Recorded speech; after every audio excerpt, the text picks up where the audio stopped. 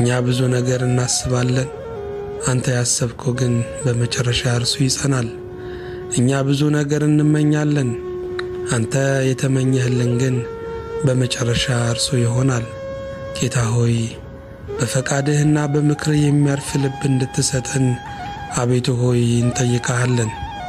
ለዓለም ሁሉ የምሕረት ጊዜን እንድትመልስ ይቅርታህንም ደግሞ በሕዝብህ በወዳጆች ላይ እንድታደርግ አቤቱ እንጠይቅሃለን።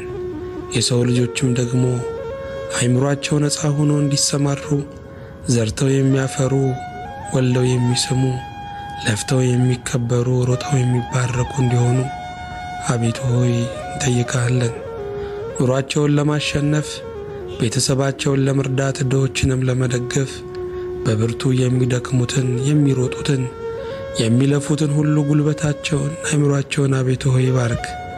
የባሪያዎችህንም የእጃችንን ሥራ እንድትባርክልን በሰጠህን ነገር መደሰትን መርካትን እንድታደለን አቤቱ እንጠይቅሃለን።